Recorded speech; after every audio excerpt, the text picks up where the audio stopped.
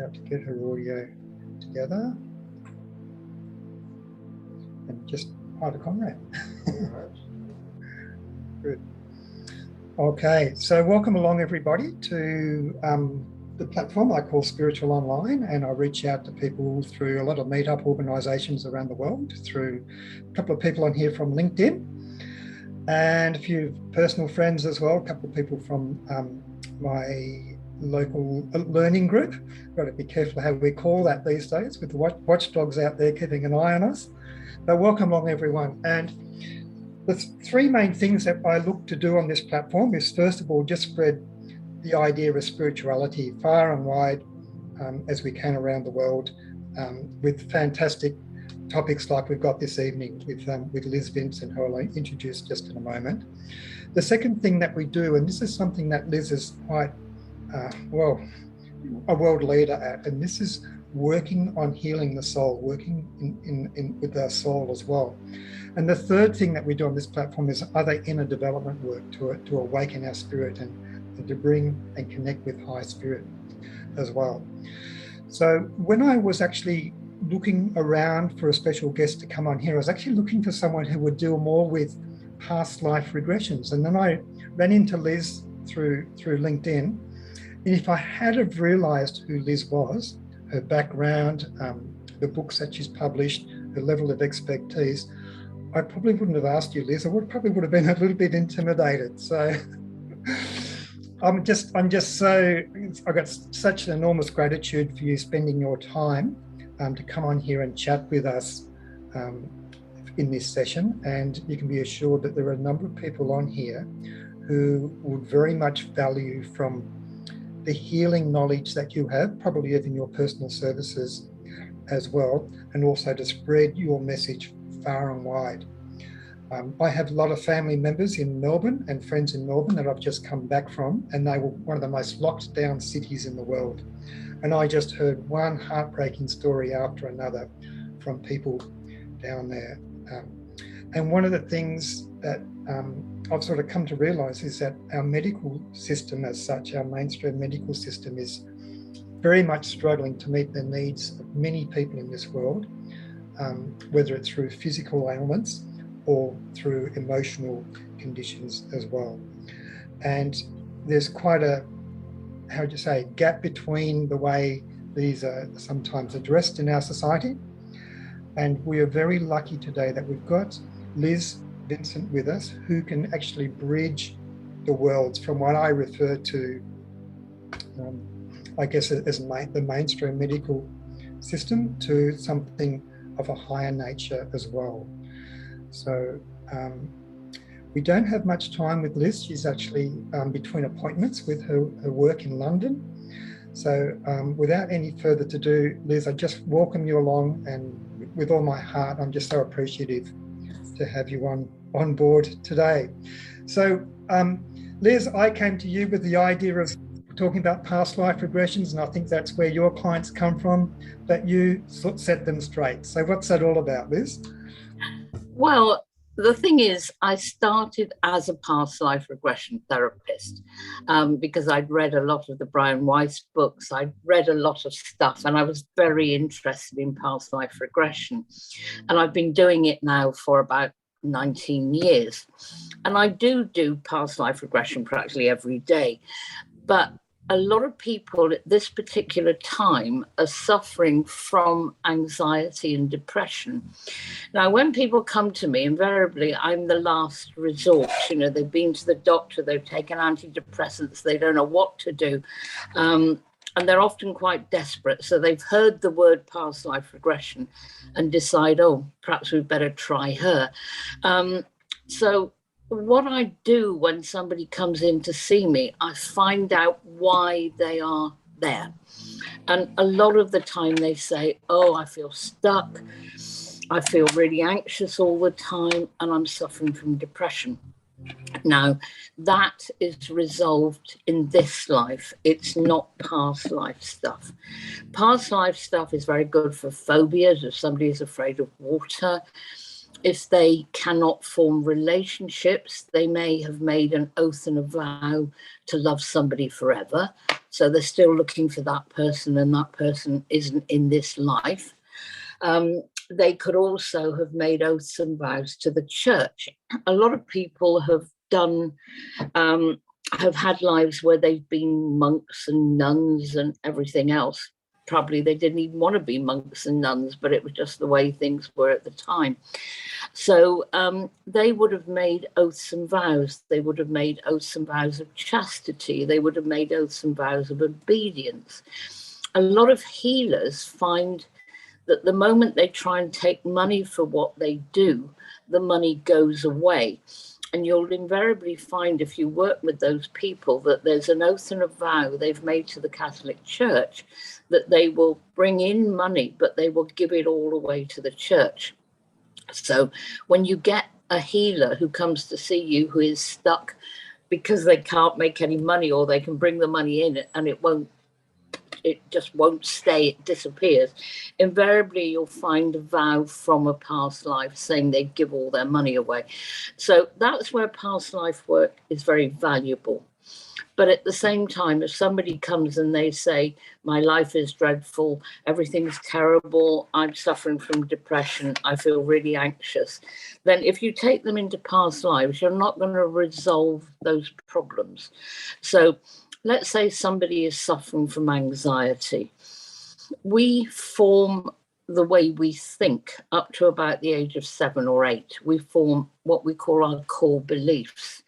Now, if we are told as a young child, we're worthless, we're useless, life is hard, we'll never make anything of ourselves, that's what we will believe. So consequently, we create our own reality by understanding who we are, if you like. So the more we create a positive reality for ourselves, the better our lives will be. But most people don't have that ability because they believe they're worthless and useless. At the same time, a lot of people come from broken homes. They have difficult relationships with their parents. They may have been abused by a parent, by somebody else within the family. And also they may have been brought up to watch their parents fighting. Now, a very young child, when they watch the parents fighting, believes it's their fault that the parents are fighting. So as a therapist, you've got to take them into these scenes where their power was taken away and help them to get their power back. Now, what do I mean by that? I work as a hypnotherapist. Now, a lot of people don't understand what hypnosis is, but it's very similar to meditation. And I'm sure practically everybody in this group has done some form of meditation or another. And by taking somebody back into childhood scenes and helping them resolve whatever the situation was, they reclaim their power and they start to let go of the anxiety and the depression. People that have been bullied at school have given their power away to the bullies. So let's say, for example, you come to me and you've been bullied at school. I will take you into the scenes where you were bullied. But rather than just have you surrounded by these bullies in a scene, I will make you get very, very big. So it's like you suddenly become big in this scene and we shrink all the bullies. By doing that, it enables the person to start to take their power back. If, for example, we go into a childhood scene where the parents have been difficult or they've been hitting them or anything, by making the child get big and by shrinking the parents, the child feels they can stand up. Now, a lot of children, because they've had sorry, I'm in central London here, so it's very noisy. Probably see the odd London bus going by as well. You will find that by taking them into a scene where they can take their power back, they will feel better. So let's say we bring in a helper. Now, a helper can be somebody like the Archangel Michael. It can be Superman. It can be whoever you like. Little boys invariably want Superman. Little girls want angels. But anyway, this is a metaphor to help the person take their power back. So you get the child, part of them, to get bigger. And when the child part of them starts to get bigger, they start to feel a little bit more empowered. But remembering, because the parents may have abused them or hit them, they're still very frightened. So by bringing in a helper like the Archangel Michael, who happens to have a sword, then that way they can start to feel better. And you say to the person, come on, start to take your power back. Say, I will not allow you to treat me like this. I will not allow you to do this. And sometimes people are ready to sort of say, yeah, I'm not putting up with this any longer. I've had enough. But often the person has been so suppressed, they find it very difficult to start to talk. So you've got to G them up a bit. So often they'll say, no, you can't hit me anymore, or I won't allow you to do this anymore. But they are so frightened that they don't feel they can do it. So you've got to say, come on, you can do a bit better than this. Come on, the Archangel Michael's there. Come on, start to tell them how you're feeling. And bit by bit, you get the person to say, no, I will not put up with this. Your treatment of me is not acceptable. They often borrow the sword, and you see them saying, don't do this to me, I hate you. And you'll see them cutting heads off and everything. But it doesn't matter, because all of this is about the person taking their power back. And once they've taken their power back, then we can forgive. Remember, everything to do with any of this work is ultimately about forgiving self. Now, a lot of people will say, I'll never forgive this person, I'll never forgive that. But that's not really the way forward. You've got to start to get them so they will start to forgive, because ultimately they're forgiving themselves for having allowed themselves to be put in that situation. Now, you might say, well, the child was 1 year old. How on earth can they be to blame? They're not. But the point is, the child on some level will believe they are to blame. So you have to help them take their power back. So then that way they feel better about themselves. They can forgive themselves. They can forgive the other person, and they can start to let it go. Now, sometimes it takes a bit of work. Sometimes the person will say, no, I will never forgive that person. But when you start to say, well, could you forgive yourself? Then ultimately, once they've forgiven themselves, they, as a consequence, will forgive the other person. Now, all of this is actually soul retrieval. It's probably not taught as soul retrieval. You could call it Gestalt, you could call it inner child work, you could call it parts therapy, but I prefer to just call it soul retrieval, because that's what it is. Every time something bad happens to us as a child, it's like a bit of us breaks off. So it's almost like Humpty Dumpty's there and all the stuffing has come out. Now, I'll have people walk into my office that say, I've completely forgiven my mother, I've completely forgiven my father, which is true. The adult probably has, but the child part of them hasn't. And it's the child you have to make feel safe. It's the child you have to bring back. So all of this work is about making that part, that child, who may be 5, maybe 6, maybe 7, maybe 8, to get their power back.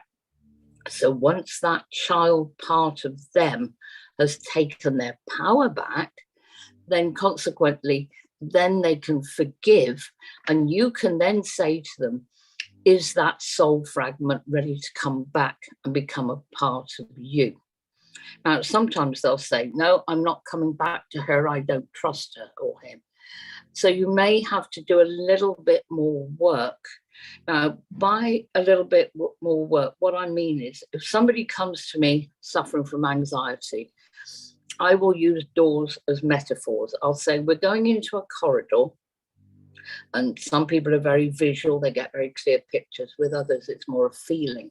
But either way, we will go into a corridor where there are a variety of doors. And I say to them, it's really important that whatever is causing your anxiety is in that corridor. So there might be 5 doors, there may be 6 or 7 doors, there may be 20 doors, which means You're not going to clear everything in one session. But you systematically work through the scenes where the child has had their power taken away, and you bring it back. So let's say, for example, you're dealing with bullying at school. And let's say this child is surrounded by 3 bullies. What you do, you make the child very big and you shrink the bullies. So suddenly they're very, very big, looking over these bullies. There's a noise on here for some reason. Yeah. I don't know what it is. Yeah, I'm just going to find out who. Can everyone please mute? I'm just going to flick through, find out who's unmuted. Looks like everyone's sorted themselves now.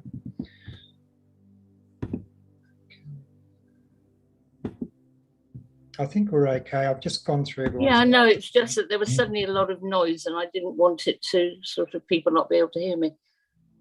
Yeah. Okay. I can't hear it now. That's good. Yeah, everyone's muted themselves. I think we just might have had the odd mic switched on accidentally. Yeah, no, it's fine. So anyway, going back to bullies, for example, they're suddenly very big, standing over these bullies. You bring in the helper, who can be the Archangel Michael, and you will see this person when they're lying on the couch going, and they'll have the sword and they'll be dealing with the bullies in the way that they need to deal with the bullies. And then they feel better. So you say, right, okay, can you forgive these bullies? No, not yet. I need to hit them a bit more. So you'll find they let out all this pent-up emotion that they may have been holding on for 20 or 30 years. I mean, there's no such thing as time. It's purely about the person taking their power back. And once they cannot be bothered to chop them up anymore, I know that's a bit of an odd thing to say, but it's like, oh, I can't be bothered with them anymore. Right, okay, so you can't be bothered with them anymore. Can you forgive them? Well, I might as well, might not, because they're not really worth it. So once you can do the forgiveness, then again, you bring back the soul fragment. Now, as I mentioned before, sometimes you may have 5 or 6 doors. And the first time you say to the child, are you ready to come back? That child will say, no, I don't trust her enough yet. So you may have to sort of say to that child part, well, stay there with an angel for a minute and we'll go and do some other doors. And once you've done some other doors, you will find that systematically you will bring back all of these soul fragments. Now, if you're dealing with, say, 6 or 7 doors, you can clear anxiety in one session. And I know people will say, oh, but it works. You know, if you're dealing with 20 doors, then obviously you've got more difficulties, but you just do another session. So consequently, that way you really clear anxiety. Now, depression is the same thing, but it's usually more doors. So you might have 30 or 40 doors, so it can take 5 or 6 sessions. But every door you do that then brings back that person's power, and you bring back the soul fragment, then they start to feel better. And as a consequence, you can get rid of anxiety, you can get rid of depression. One question on this, Liz. If we just say someone doesn't go back and address these issues and their soul fragments are out there somewhere in distant spaces, in your experience, does the trauma or the anxiety that is perpetuating then manifest physically into other conditions? And are you able to heal those as well? Can you just chat about that generally? You've got to get to the belief systems if you're dealing with a physical illness. So you're still working along the same lines. You're still helping the child take their power back. But at the same time, you often have to go into the illness. So rather than using doors, I might say, right, okay, you've got, I don't know, breast cancer, for example.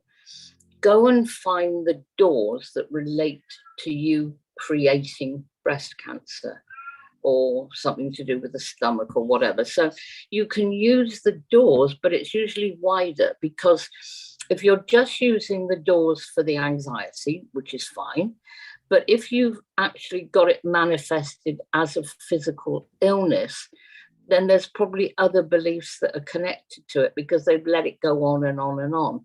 So you have to deal with the anxiety, you have to deal with probably the depression, but you also have to say, what was it that caused this particular illness?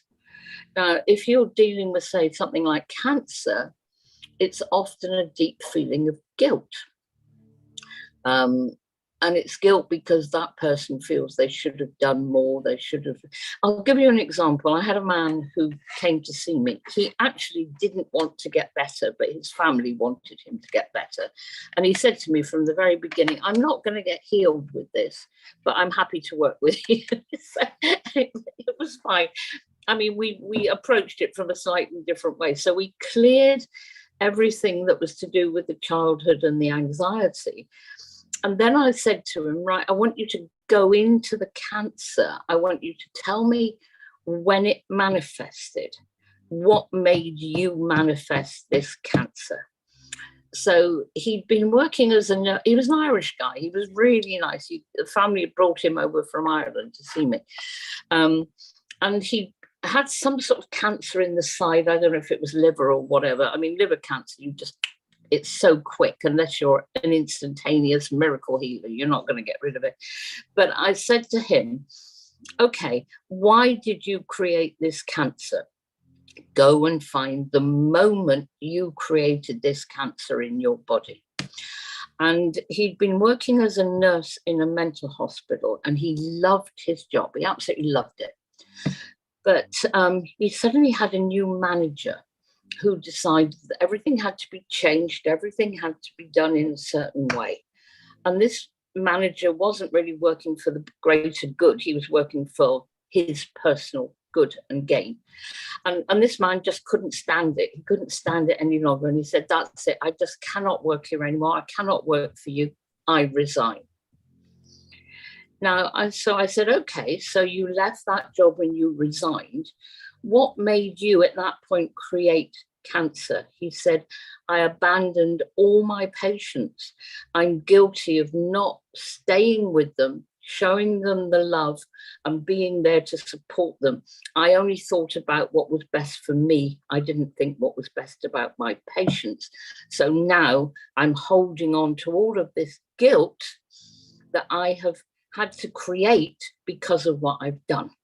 So then we had to do a great big guilt relieving session. And evidently, I think he lasted about a year more than he was expecting to last, because we worked through all of this stuff. And it was created by guilt. So it's quite an interesting situation to work with certain illnesses and find exactly, where it comes from and what's made it be created. Now, if you're dealing with past life stuff like a phobia, for example, you take them into the root cause of the phobia. And invariably, the phobia is not because just of what's happened. It's about the anger the person is holding on to. So let's say, for example, somebody pushed somebody into the water off a boat and they drowned. As they were drowning, they'd be very angry with the person that pushed them off the boat. Now, what would happen was when they're born in this life, they are still angry with the person that pushed them off the boat. So that soul fragment, if you like, is stuck. And that's what creates the phobia. So by taking them into the time where they were pushed off the boat, forgiving the person that pushed them off, they can then forgive themselves for having allowed it to happen. And then when they wake up, they haven't got a phobia anymore. So all of this stuff is ultimately about forgiveness. It's about letting it go, changing the energy and forgiving the person unconditionally, forgiving themselves unconditionally. Okay. We've got a couple of questions in the chat which are worth addressing. Okay. Fran's just got in there. A lot of people don't believe they manifest their own illnesses. How do you approach, like, I think you may have already touched on it to this man who had cancer. Once you take him into hypnosis, it's not an issue? I think, people have to be ready. They say when the person is ready, the pupil will appear. And I mean, some people, no matter what you do or say to them, will sort of say, don't be ridiculous, because they look at it from a scientific point of view. And so many doctors, they don't think that illnesses are connected with belief systems, which is, to me, ridiculous. But hey, people that come to me usually come to me as a last resort. Because it's like they've tried everything else, so we might as well try this mad woman who does past life regression. The thing is, then you can talk to these sort of people because they've tried everything. And when you actually work with them and you take them into the illness and they start to see pictures and stuff that is associated with the illness, then they start to think, oh my goodness, this is where it comes from. So you probably can't just convince them by telling them, but if you work with them and you show them how they've created their own illness, then again, you can help them let it go. But a lot of it is belief systems. Every illness has a certain amount of belief system that is connected to it. So, for example, a child up to the age of 7 is always in the theta brainwave. They're sort of hypnotized. And everything you say to a young child, they will take on board as being fact. So I'm hopeless, I'm worthless, I'm ugly, I'm, all of this sort of stuff.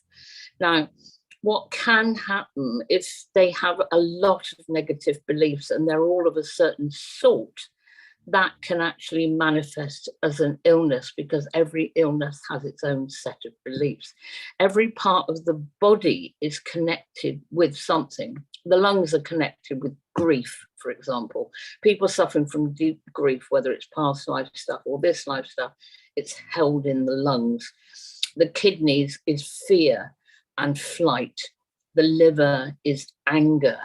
The gallbladder is bitterness. So you can actually go through the body. Feet are fear of moving forward.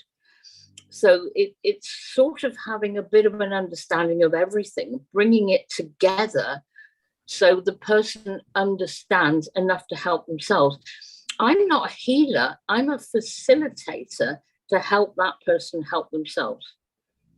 I cannot heal anybody. That person has to heal themselves. So the more you work with their belief systems, you change the way they feel about themselves, the more they can let go of physical illness. Does that make sense? Absolutely. Absolutely. And it's interesting how you put that picture together, because I've actually been looking into the history of modern medicine through the influence of the Rockefeller Foundation. My God. And it just goes to show why or how unintegrated our health system is. And that's what they planned to do. That's what they tried to do. I mean, we have to come back to using herbs, and we have to come back to the person working on themselves to free whatever the problem is.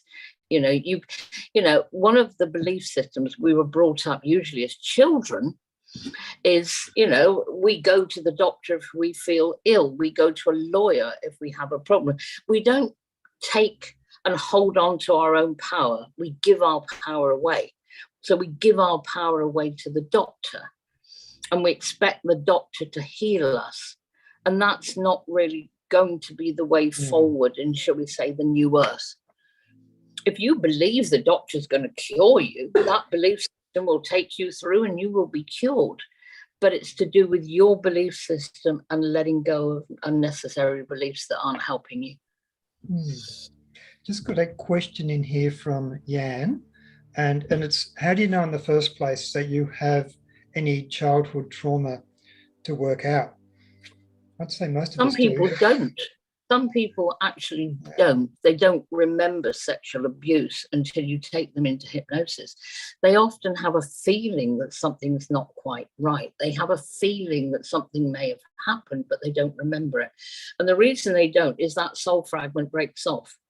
The incident could have been so traumatic that it breaks off. Multiple personality disorder is invariably created by terrible sexual abuse. And it's so bad that every time the soul fragment breaks off, they create a new personality. So to work with that, you've got to sort of find a way to integrate and bring them all back and make them whole. So, but everybody on some level has got some sort of trauma. You know, you often feel angry and you've got no reason really to feel angry, but you think, why am I angry? We're often angry at our parents. I mean, I had wonderful parents, but when I worked through some of my stuff, I realized I was quite angry with my parents. And they'd been wonderful. And I suffered no abuse, no sexual abuse, no nothing. So goodness knows what people that have suffered from abuse. And a child will always be traumatized when they watch parents fighting, because the belief is, I should have been able to stop it.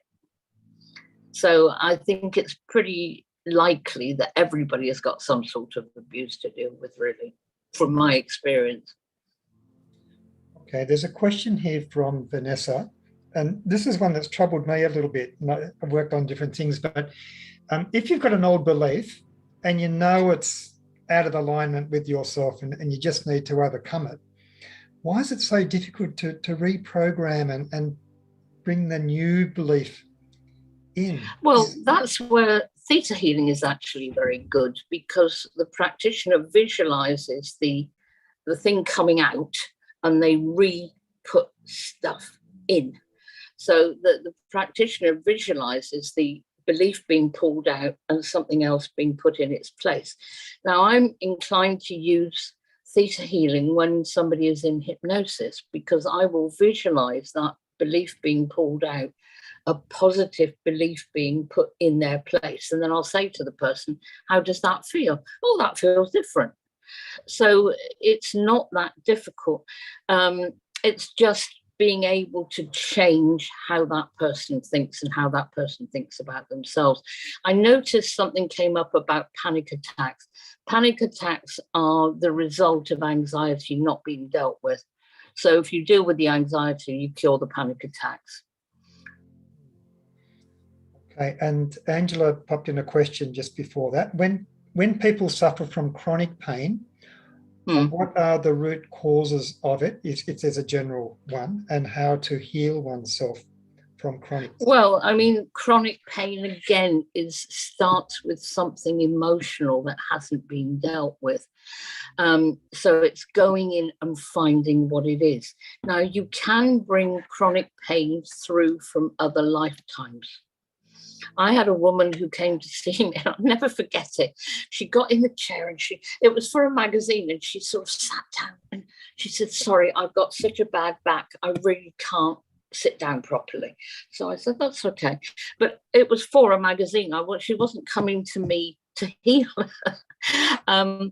Anyway, she wanted to do a past life regression session, so she could then write about it for the magazine. And in a past life, she went into a lifetime where, of all things, she'd been a trapeze artist in a circus. And she'd fallen off the trapeze and it hurt her back. She was unable to work again. And she was very angry with the circus master, or whoever you want to call him. So for some reason, this tied up with her having a child. And at the time, because I've been doing this for 19 years, and this was probably about 18 years ago. At the time, it didn't make a lot of sense in the beginning. And then I said to her, go and look into the eyes of the circus master and tell me who this is to you in this life. And she said, oh my God, it's my son. So I said, okay. So when did this bad back really start in this life?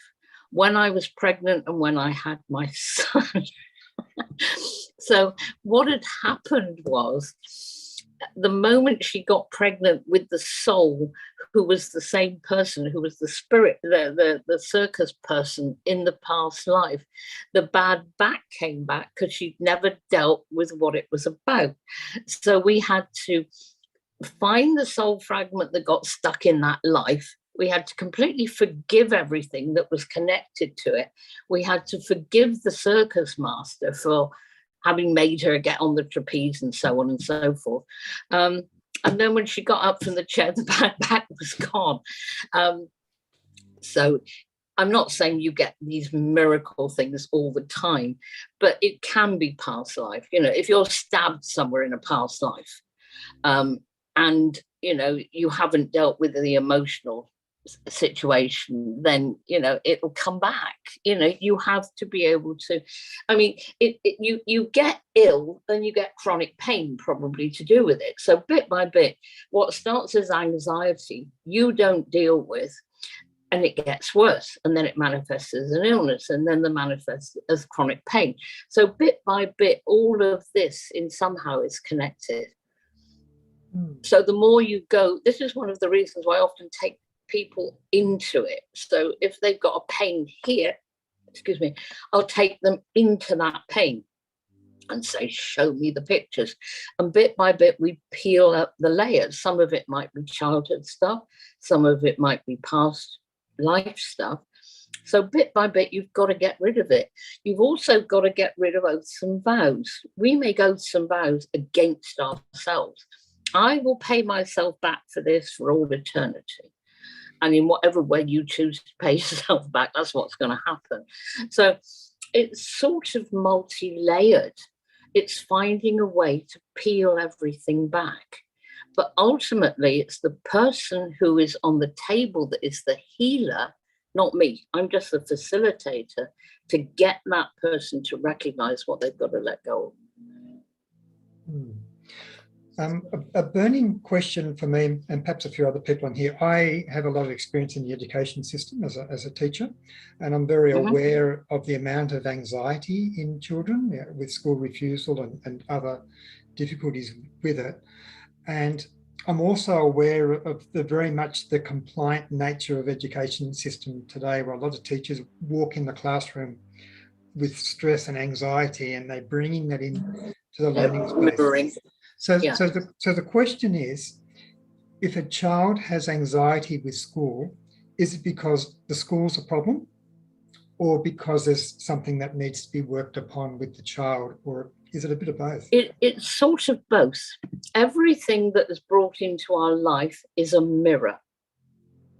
Everything that we are feeling deeply about ourselves is shown to us as a mirror.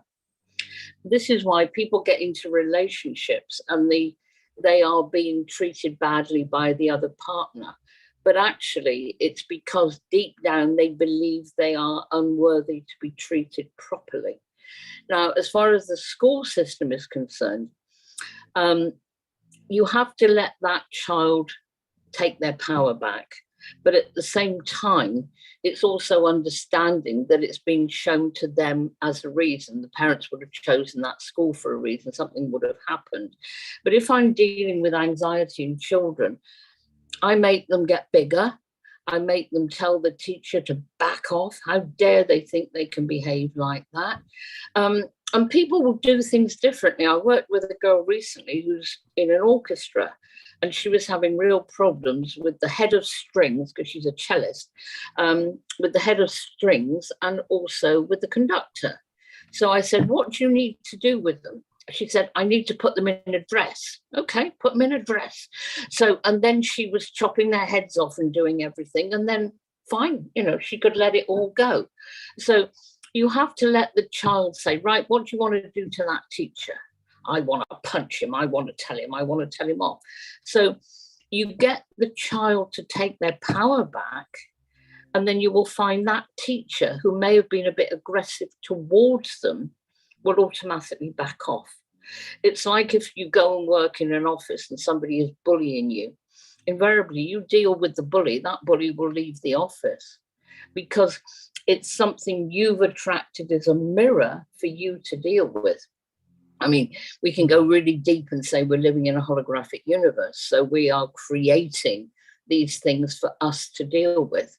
But the pupil-teacher dynamic is about the pupil not giving their power over to the teacher, and the teacher not being a bully, basically. It's also interesting, very interesting, Liz, what you touched on there about looking into the mirror, and the world is like a mirror. And Yeah. more often than not, when we look just in social conversations with people, it's always the other person's fault. I'm speaking. So it's perhaps time to go inward. Yeah. When we see somebody as behaving to us in a certain way, we have to look what we're believing, what we're giving out. I remember my partner died about 5 years ago. I don't know if I'd still be with him now, but anyway, he died about 5 years ago. And I remember one day I was sat at home and he was really being annoying to me. I was so angry with him. He'd done something and it was to do with money or whatever it was. I can't remember.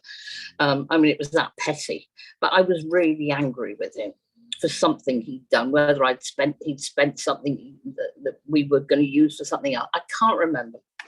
But anyway, I thought, no, wait a minute. I must be projecting this in some way. It's my fear. It's my fear of not having the money to pay for something because he never had any problems with money. It was just come to him. So it was my stuff.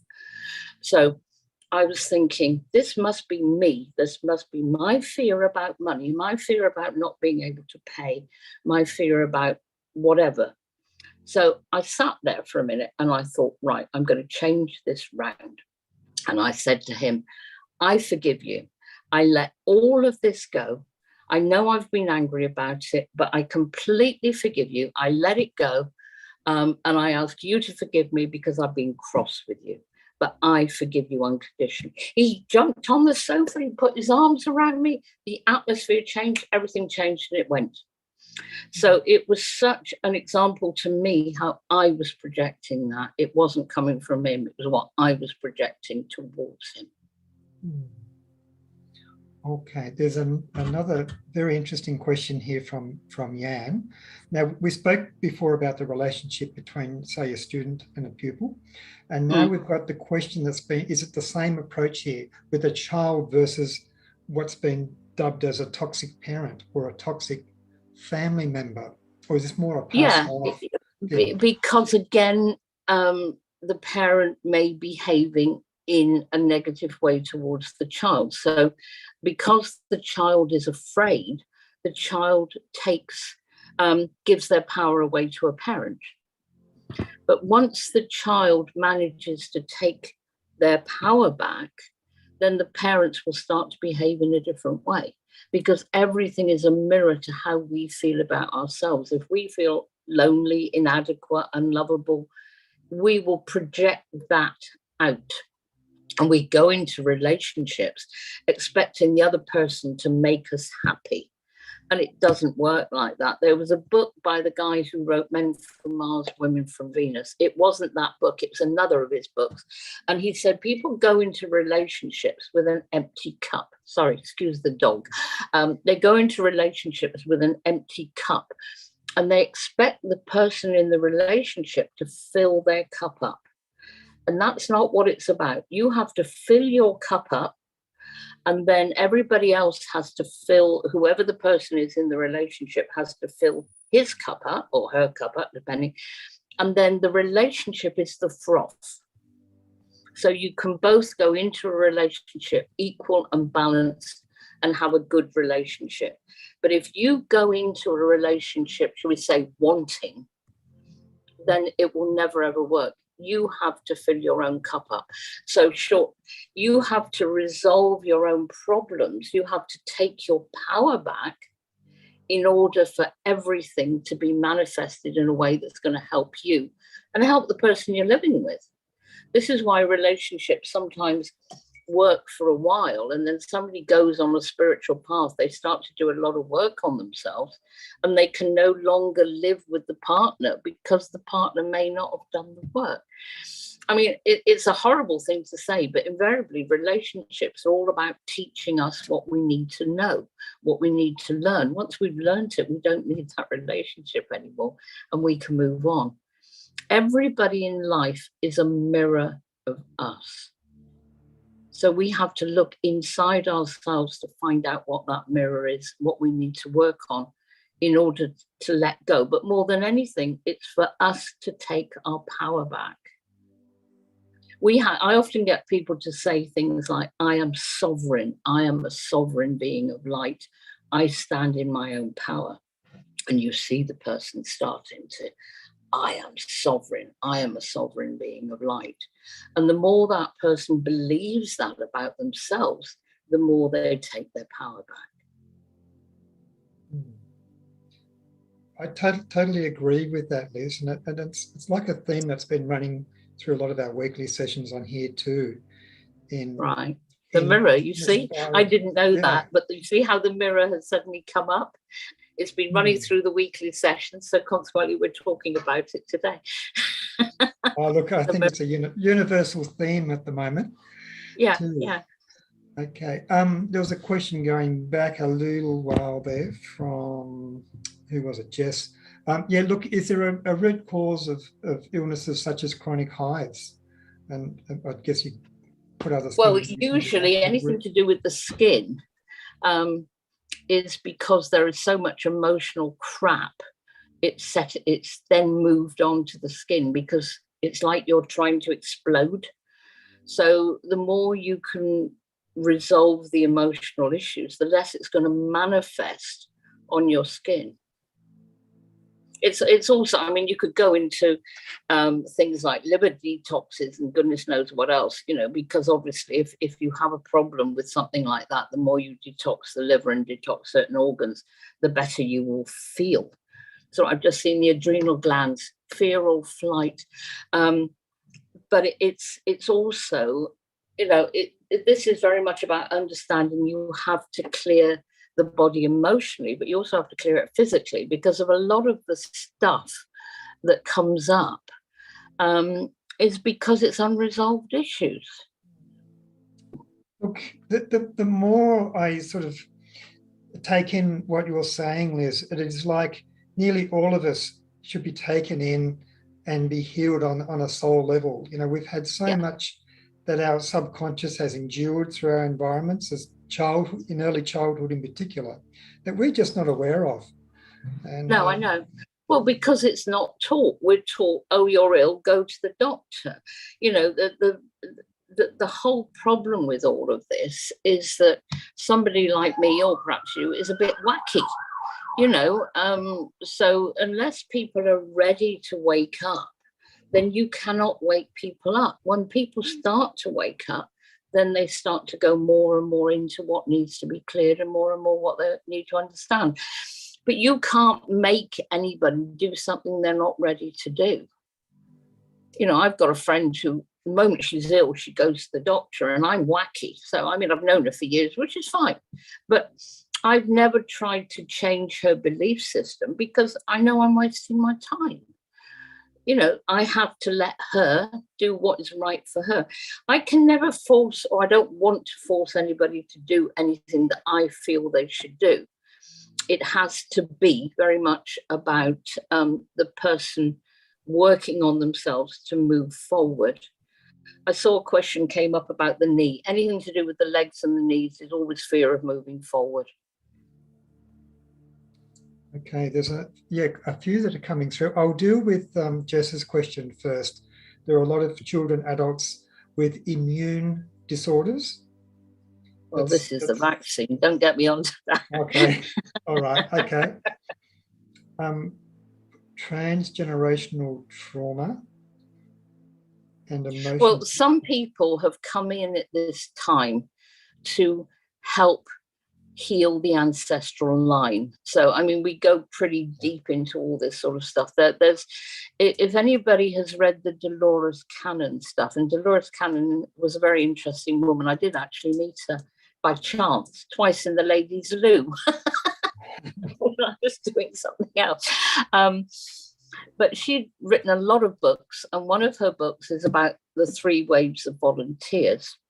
And she says how, you know, the earth was in such a desperate state that the call was put out, and different waves of volunteers have come in to start to raise the consciousness of the humanity. And they're in different groups. I mean, I'm old. I'm 71. So consequently, I'm part of the first group, whereas I share a flat with a friend of mine, and he's part of the second group. And then the third group are the children now who who come in to see me, and they're 18, 19, and they're fully awake and fully aware. But it shows how consciousness has to be raised, and that's what we're here to do. I don't know how I got off that subject. I was on to something else, but it's an interesting book for anybody who wants to read it.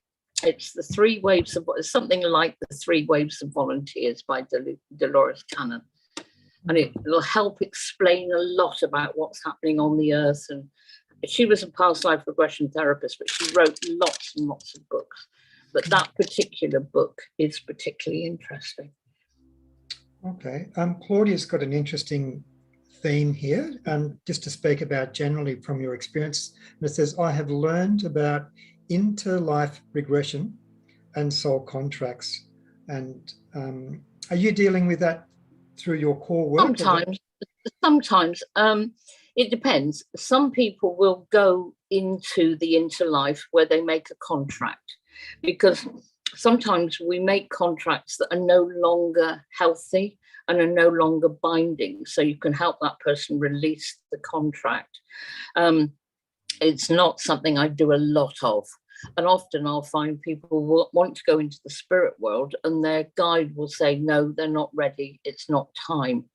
So all this talk about there's a book by Michael Newton called Journey of Souls, and he also wrote another book called Destiny of Souls.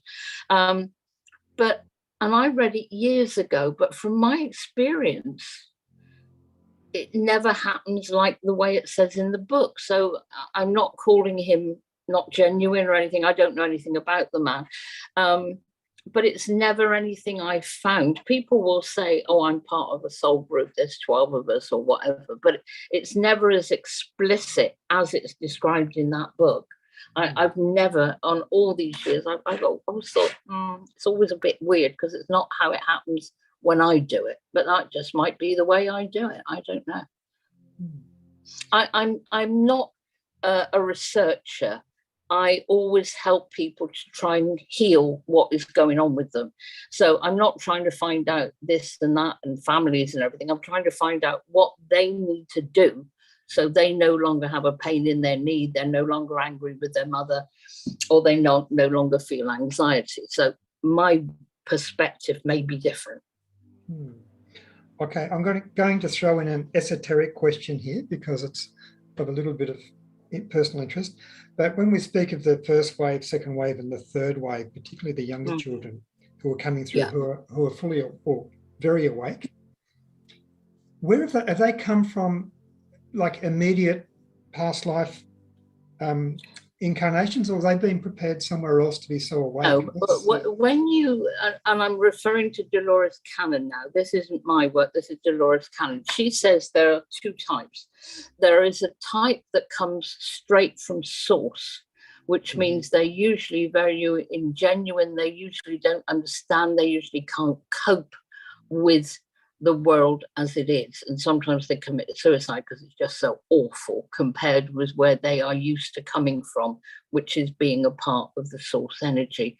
The other lot, a lot of them are extraterrestrials who heard the call and have come in to do an earth life, and you will, if you, and I can only speak from personal experience, but I've never felt I was from this planet. I always felt I was from Andromeda. And many years ago, when I did a Theta Healing course with a friend of mine, I said to him, oh my God, I said, you were the captain when we came from Andromeda. He said, yes, how do you remember that? I mean, he was very psychic, and I don't know why I said it. So there must have been a connection. Whether my original planet is Andromeda, I don't know. I've been told I'm Arcturian because I'm a healer, but I've got no idea. It's always people's opinions, isn't it? But I believe that I have had many other lives on other planets, not necessarily on Earth. Look, it just astounds me how, like this, how do you say, like a philosophy or a belief system that we have is so rare out there, and I just sort of wonder why, say 95% of the population, this conversation we've just had would be just completely, I'd be whacked. Well, you imagine I started doing this work 19 years ago. And when I started doing it, there was only one other man in the whole of England doing past life regression. Nobody. Now the world and his wife think they can do it. But what a lot of people don't realize, it's not about taking somebody into a past life. It's what you do when you take them into it. It's not seeing if they were Henry VIII or Marilyn Monroe. It's about healing. If we're shown past lives, the past lives we're being shown, and there's no such thing as past lives, by the way, it's all going on at the same time. But the reason we're shown a past life is it's because it needs to be resolved. Otherwise, our soul doesn't show it to us because there's no need. It's gone. We live in a holographic universe. So once you deal with that life, you collapse the hologram and it's gone. If you're being shown something, it's your soul showing you you need to work on it and clear it. I mean, sometimes I'll take somebody into a life that I personally think, God, this is boring, which sounds awful. I'm not trying to be like that. But, I remember that there was this person who went into a life and they were a shepherd. And the whole lifetime was looking after sheep. And I remember thinking, why on earth are we being shown this life when this person is just a shepherd? Now, many years ago, I would have just sort of taken them out of the life and thought, oh, well, that was a waste of time. But now I don't. Now I'd say, why, if you were to know, because using rhetoric language when you do hypnosis, you go straight through to the subconscious. So you don't say, do you know this? You say, if you were to know why you've been shown this life, what is this about? And the person said, it's about solitude. It's about happiness, being on my own. It's about knowing that life can be good no matter what I do. So they had a completely different perspective than me looking and thinking, what on earth are they being shown a life where they're just looking after sheep? So you have to realize that if somebody is taken into a past life, they're taken into it because there's something from their perspective, not your perspective. You're only there as a facilitator. There's something from their perspective as to why they have to see it. Because this person in this life was looking for solitude and didn't know how to find it. And once they realized it was within them, then they could let it go. Okay. One of the things we do a lot on here is just regular meditation as well that we're guided by. Just your general impression or opinion of the effectiveness of meditation in healing the inner child? I think healing is, I think meditation is very good. I'm not a very good meditator, but then I spent half my life feeling in a sort of meditative state when I'm working with people. I realize that I sort of go into almost hypnosis when I'm dealing with the person in front of me. So then for me to sit and meditate, even though I will listen to meditation CDs, but invariably I'll listen to them when I'm tired and fall asleep. But it can be very good. I'm working, for example, with an American woman at the moment. And she said to me how helpful the first session we had done was, and how she had sat in meditation every day for a week after that session. And she got a little bit more understanding of everything she had seen and understood during our session. So then she was ready for the next one. So I'll hear from her soon because she'll want to do another one. So I think meditation is different for different people. Some people will find it helpful. Men often are better at meditating than women. They seem to have an area of their brain that can allow them to just focus on that thing. Women suddenly start thinking, I've got to cook the dinner and the child's screaming. Women often find it more difficult, but not all of them. I think if you're brought up meditating, then it becomes normal. I've worked with quite a lot of Indian people, and invariably they're brought up with meditation, and to them it's completely normal. So I think it's very helpful. It's just that I'm not particularly good at it. Okay. Now, also just a little mindful of your time too, Liz, with what you've got there. Are there any other pressing comments or questions from anyone before we bring this? I'm just going back through the chat. I think we've covered all the big ones that have been put into there. Okay. The other question I've got for you, Liz, is do you work remotely with people? Is that a general? Yeah, I work, funnily enough, it's like it's Australia week this week. I saw a client yesterday who was Australian, and I've worked, but I actually saw him face to face, but I've worked with all his family in Perth over the years. I'm working with another girl on Saturday who I usually work with on Zoom, who is also Australian, but she lives in Nice. And I'm also working with her sister next week on Zoom in Australia. So it's like, for some reason, we're on Australia week. So yes, I work with people from all over the world. I'm not a very late night person. So I prefer to do, for example, working with Australia, I prefer for the person to do the evening and me to do the morning, because I wilt in the afternoon. I told you that, Roger. So, but yes, all my sessions last an hour and a half. And I work on Zoom probably 3 or 4 times a week, depending on how many people. You know, what I normally do Zoom sessions on a Tuesday or on a Friday. Today's a bit of an exception because I changed things around. The rest of the week I see clients face to face, but I can always do Zoom sessions. I've got a website. It's called Awakening to Hypnosis. So the number 2, Awakening to Hypnosis. There's quite a lot, which is .com. There's quite a lot on it. There's also a contact page. So you can always contact me and ask anything that you want to do. I'm also on WhatsApp.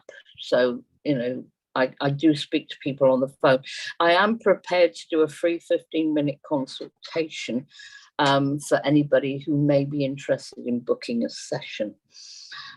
Usually the 15-minute consultation is usually perhaps a telephone conversation on something like WhatsApp.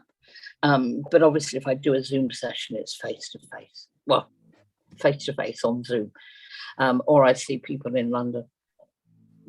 Okay, so I've just put awakeningtohypnosis.com in the chat there. You can either copy and paste that if you need it. But what I did, I just put Liz Vincent into Google search before, and I brought your website up straight away. The other person is somebody who does ghost tours in Australia.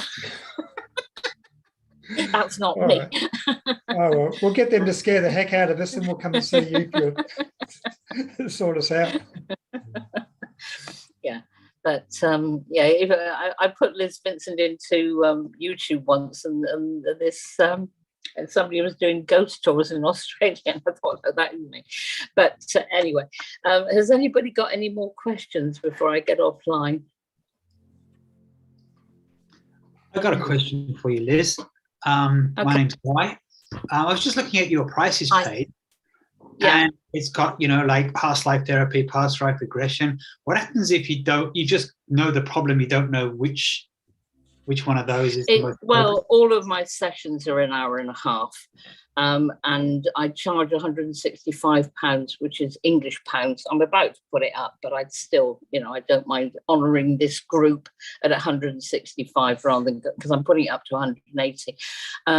But whatever the work is that somebody wants to do, I don't differentiate if during the session I do some theta healing, I do past life regression. Past life regression and past life therapy are really the same thing. Past life regression is seeing what it's about, but at the same time, past life therapy is helping the person to sort it out. So I do it as a consequence. If I'm on the phone for you for an hour and a half, and we do whatever we need. I've got some clients who just come in and sit and talk to me because that's what they want to do. But normally I work on Zoom. I'm working with hypnosis, be it past life regression, be it this life regression. If I do some theta healing as part and parcel of pulling out something and reinstating something else, that's what I do. So it's an hour and a half, and that's it. Okay. So just in regard to a question that Jan put up before about how do we know if we've got, trauma or anything hidden things from early childhood is just be aware of what triggers you. If you're feeling a bit of anxiety or a bit of anger in different situations, that something triggers you, then there's usually something there. But look, it's difficult for us consciously to pinpoint what it could be because we may not remember. Well, you don't consciously work with the right brain. So you'll get the trigger, which is from the right brain, but you have to go into it to understand what the trigger's about.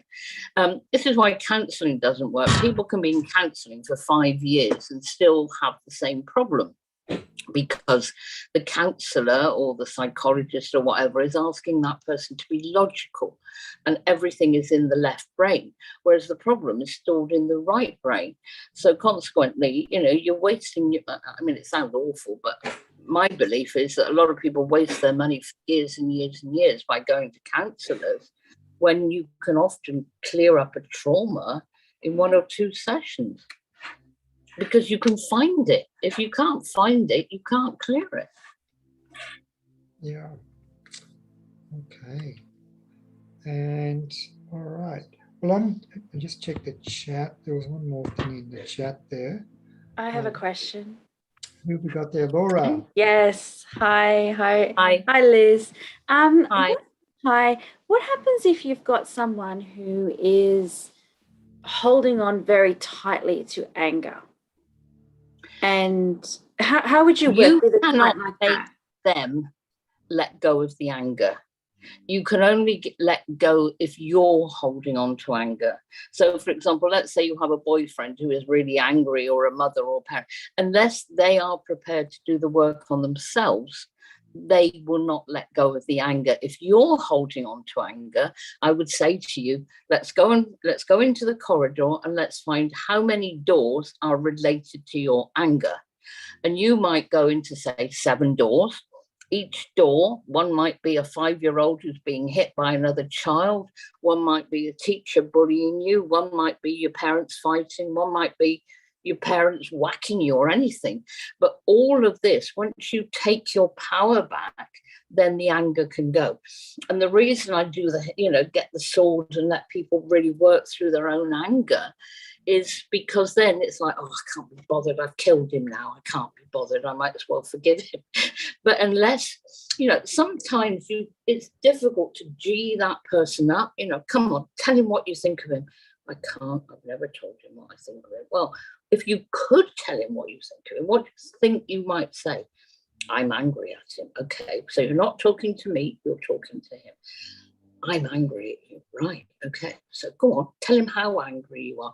And you've got to keep G'ing that person up until they really let the anger out. And you'll often start what starts as a little tiny voice, a blocked throat chakra, if you like.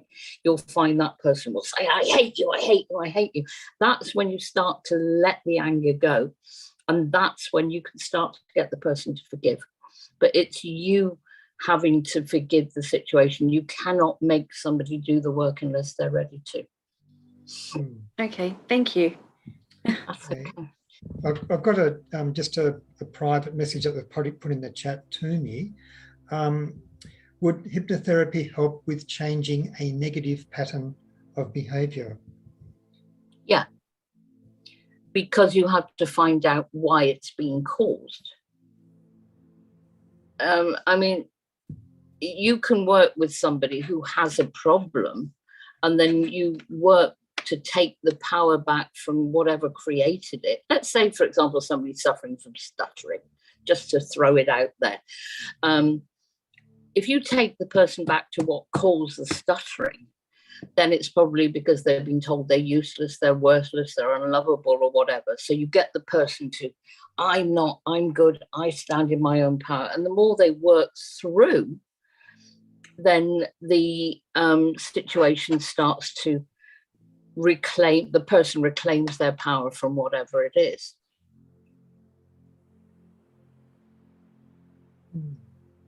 Okay, I hope that helps. one thing is sort of buzzing around in the back of my mind is this concept of a mirror. And I've heard this before, in the mirror, we see the reflection of ourselves. So if we're, say the case of Laura here, if we're dealing with someone who's angry towards us, do we have there is something within us that we need to deal with because we are attracting the anger from that other person. So it may not mean that we're an angry person. We've got like this complementary. Yeah, it can be like attribute. a double whammy. If we are angry, then we're projecting the anger on the other person. But if somebody is projecting anger at us, it's like what's going on within me that is creating this fear of anger, this whatever it is. It's the mirror.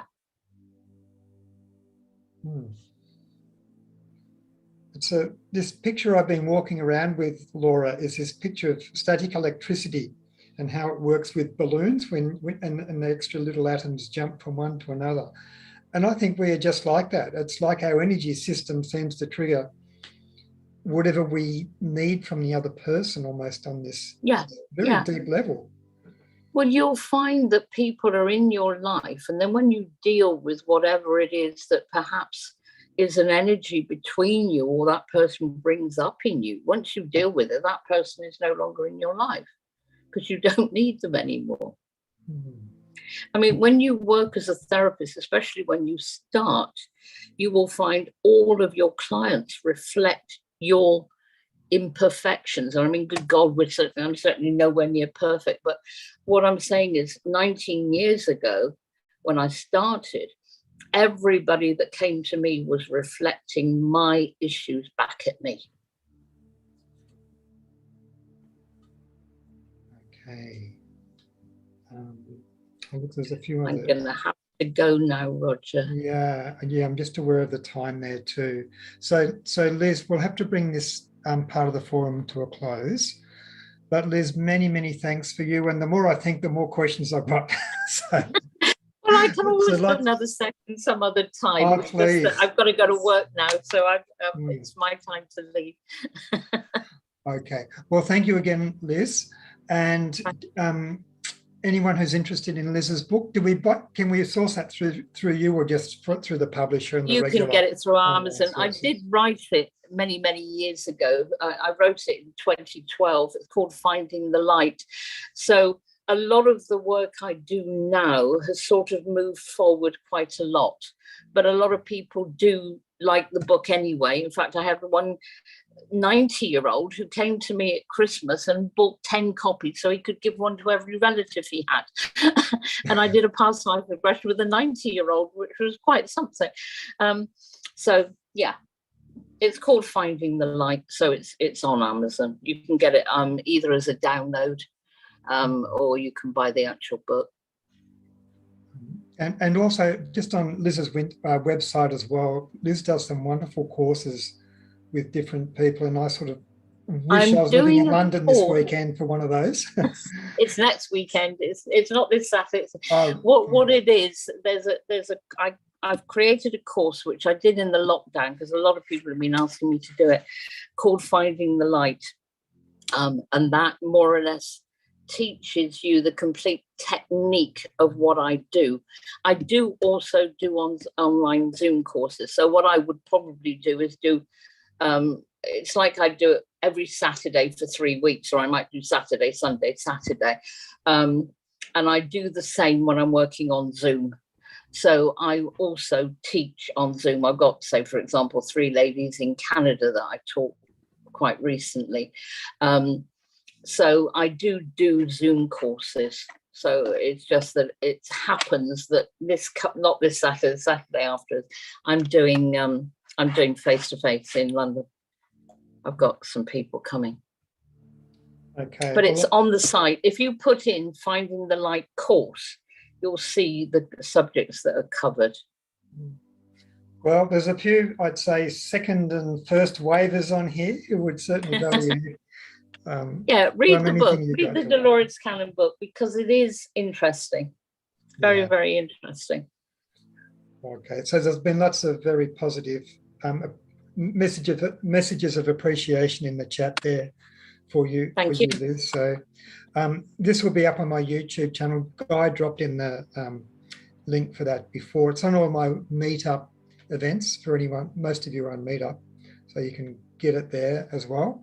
And also if anyone wanted to just help with all the subscriptions and that are run through with Meetup, you can also make a contribution on the link that I've just dropped in there as well. So are we done? Can I go now?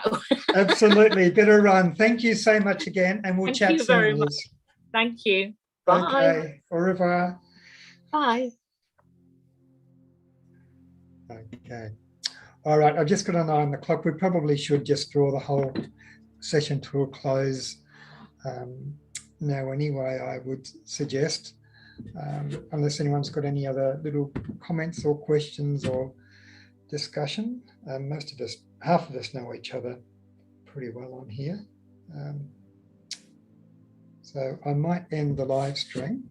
Just shut that off now. So